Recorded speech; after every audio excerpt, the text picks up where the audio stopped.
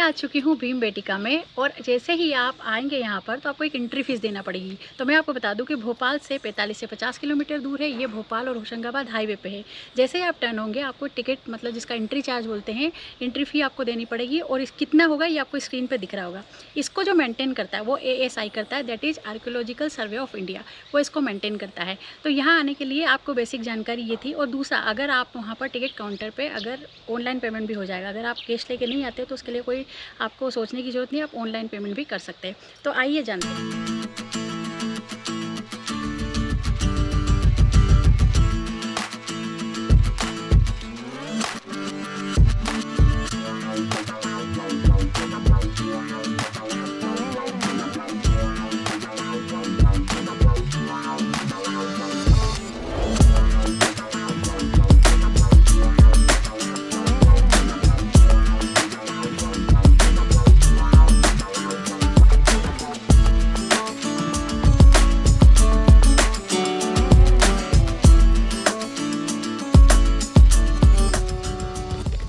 प्रदेश स्थित भीमबेटिका जो है, जिसको यूनेस्को ने वर्ल्ड हेरिटेज साइट घोषित किया है, और ये इसलिए क्योंकि ये प्री हिस्टोरिकल पीरियड है, उसके रॉक शेल्टर और केव पेंटिंग को दिखाता है। अब केव पेंटिंग जो है वो नेचुरल रेड कलर और वाइट कलर से की गई है। तो नेक्स्ट टाइम जब आप यहाँ आए तो यहाँ की पेंटिंग देखे, इतनी मज़ेदार है कि ये आपको बताएंगी कि प्री हिस्टोरिकल पीरियड में जो है ह्यूमन एग्जिस्टेंस था।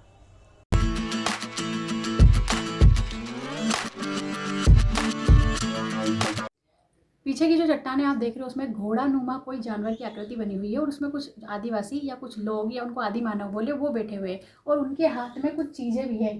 कहने का मतलब वो शिकार कर रहे हैं। तो अगर हम देखें कि मध्यकाल में या पाषाण काल में शिकार होता होगा, तभी उन्होंने इसको देख के चित्र बनाए। तो ये जो पूरी आकृतियाँ हैं ये देखिए, ये सारी है कि कुछ लोग बैठे हुए, उनके हाथ में भाले जैसा कुछ चीज़ है। तो वो यहाँ पर शिकार भी बताते हैं कि वो शिकार भी करते रहे होंगे उस समय। विशालकाय पत्थर जो आप देख रहे हैं ये छत्ताक जैसा कि हम अगर देखें तो मशरूम की आकृति जैसा बना हुआ है, और उस पर एक वो पेंटिंग बनी हुई है, वो ऐसी लग रही जैसे वराह, जिसको हम अगर अपनी भाषा में बोले तो जंगली सूअर की जैसी है। और उसमें आपने देखा होगा कि आगे के चंद्रा का सिंग बने हुए हैं जो कि एक भैंसे की तरह लगते हैं, और एक आगे का जो भाग है उस पर देखो एक केकड़े जैसा जो है बना हुआ है, आंखें उसकी मनुष्य जैसी है। तो आप ये देखो कि इस व्यक्ति जिसने भी ये चित्र पहले वो किस तरह से ट्रेवलिंग की होगी उन्होंने, और किस तरह से उन्होंने ये आकृतियाँ बनाई। दूसरी बात है कि यहाँ वो लोग ज़्यादा रह नहीं पाए, क्योंकि क्या होता था कि यहाँ पानी की कमी है, और जो जल स्रोत है वो सिर्फ विंटर के समय पे या फिर शीतकाल में, जो हम जिसको बोलते हैं कि रेनी सीजन और विंटर सीजन में वो रह पाते थे। गर्मियों में वो यहाँ रह नहीं पाते थे, इसलिए वो यहाँ से जल्दी पलायन कर गए। लेकिन ये जो सारा है, जितनी हर चित्र बने हुए हैं यहाँ पर, उन्होंने कितनी बारीकी से देखा। और इस चित्र को बनाने का मतलब ये है कि इस तरह का कोई जानवर की जो कल्पना उन्होंने की होगी या देखी होगी, तो फिर ये चित्र उन्होंने यहाँ पर बनाए हैं।